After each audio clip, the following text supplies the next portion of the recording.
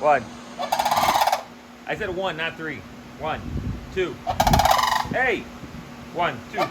Hey. 1, 2, 3.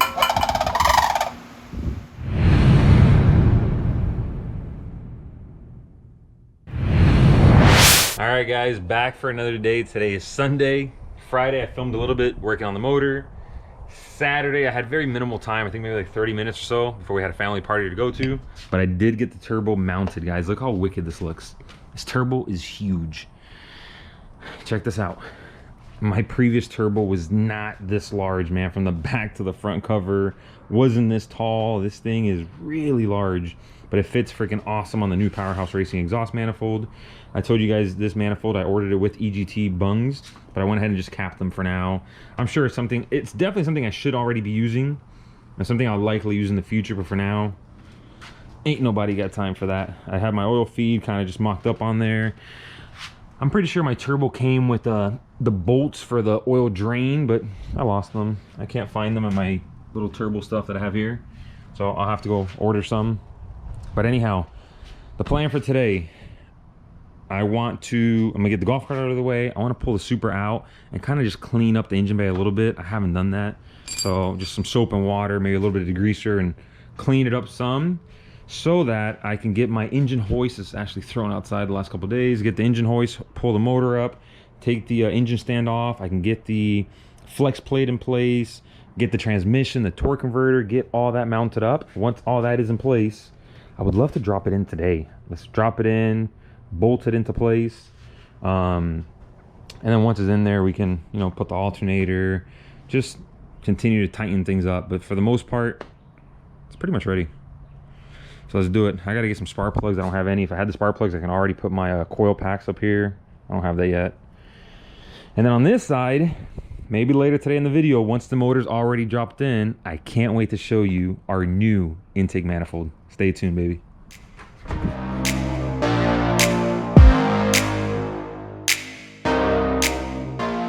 All right, guys, all I keep reminding myself is one day I'll have a shop. One day. It is so hot. It's 90 something degrees, feels like 100 plus.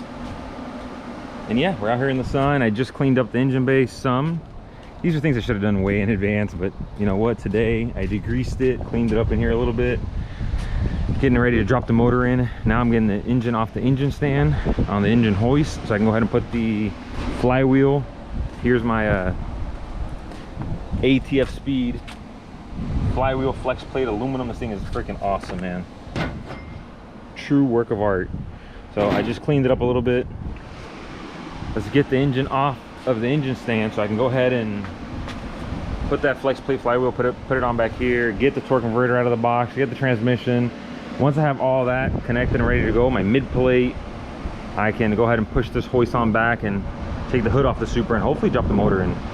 So let's see, making progress little by little. Haven't been filming much, kind of on and off.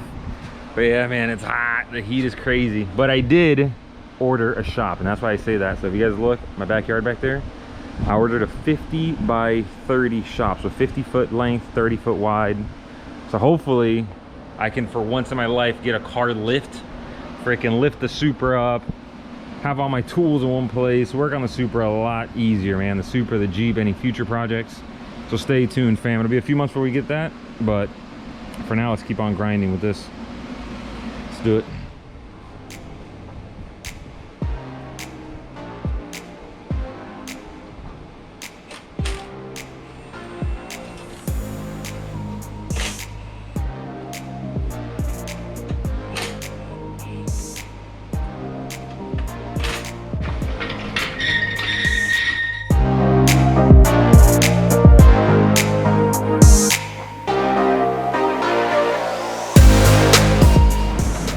Let's go. ATF Speed spec'd out for our Supra, baby. Bolt together billet converter. Oh shit, they have a little race family. First time I see the race family on there. I love it.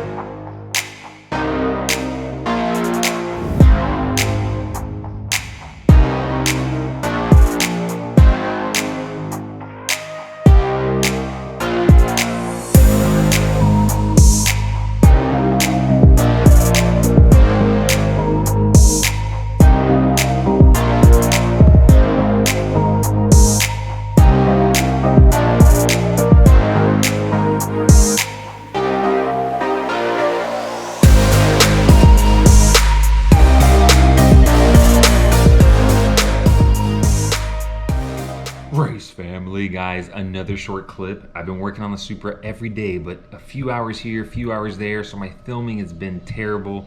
I haven't stopped to edit or really pull any of this content back and try to make something out of it. I actually sat here and I started working on my intake manifold, but I figured I'd show you guys this bad boy before I tear it apart, or even show you guys a little bit as I open it. All right, so what I'm doing here is, this is an intake manifold from SMS. Check them out on Instagram. This is a beautiful intake manifold, a true work of art. Check out the velocity stacks inside. Let me see how good you guys can see in there. Let me use my flashlight. Hang tight, race fan. Look at that. Check out those velocity stacks. This thing is really nice, man. I requested the vacuum ports to be on the bottom so they could be nicely tucked away. I requested an idle control valve. Keep in mind, my car's always had AC and I'll likely go back to AC again. So I wanted to continue using my idle control valve, and now it's gonna be mounted right on the intake, where before with my Hypertune, I had this remote mount set up. It was a true mess. So this intake looks incredible. Truly, these velocity stacks look nicer than the Hypertune intake manifold that I had before. I know the new generation Hypertune intakes look like this inside, look very similar, but overall this is gonna be a nice upgrade over what I had before. I also upgraded to 12 injectors, where before I only had 6 injectors. There's 1 per cylinder. We're gonna have 2 per cylinder now. But anyhow, so far I love it. Can't wait to show you guys how this thing performs, both on the dyno and at the track. What we're doing today is I want to take apart all the bolts, break this thing down to, I don't know, as much as I can, to every little piece. And then lots of this stuff is O-ringed inside. Like you can see here, where there's an O-ring that goes there, an O-ring that goes here. I assume O-ringed all along the edge. So I'm gonna run this thing extremely hard.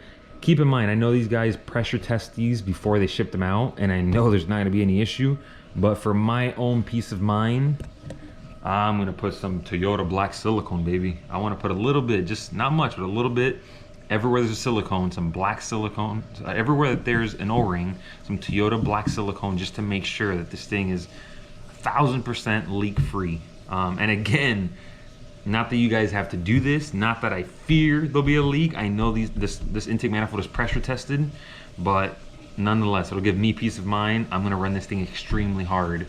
The other thing is the bolts. I don't see any Loctite, race family, and you know me. I Loctite everything. I Loctite my radio. So I'll put a little bit of, I'll be gentle. I'll put blue Loctite. I normally put red on everything. I'll put blue Loctite. I'll just double check that everything is tightened down snug, and then everything will have nice black silicone all throughout. Once I do that, I think we'll be good. We'll be ready. So I wanted to show you guys this. Maybe I'll do a quick little time lapse of me working on it.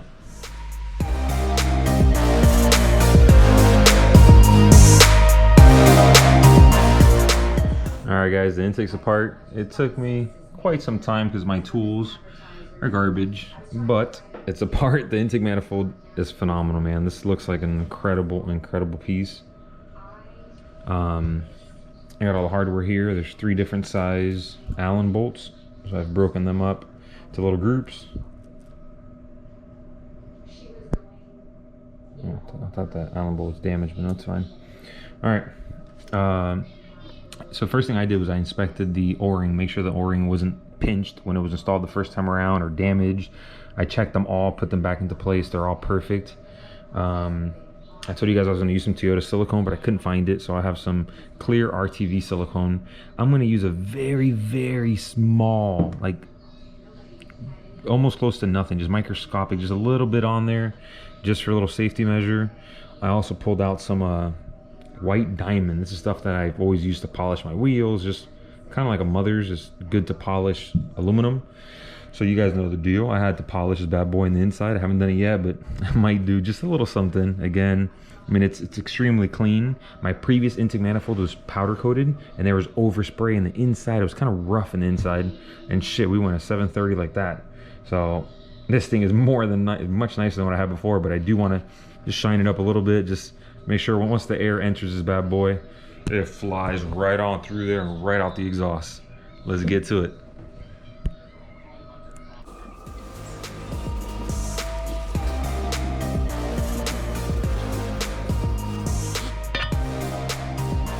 here's one side. I haven't touched this side yet. This side, it's like mirrors, way shinier. Look at that. And that's just one quick little coat. I can't see reflection on this guy, barely.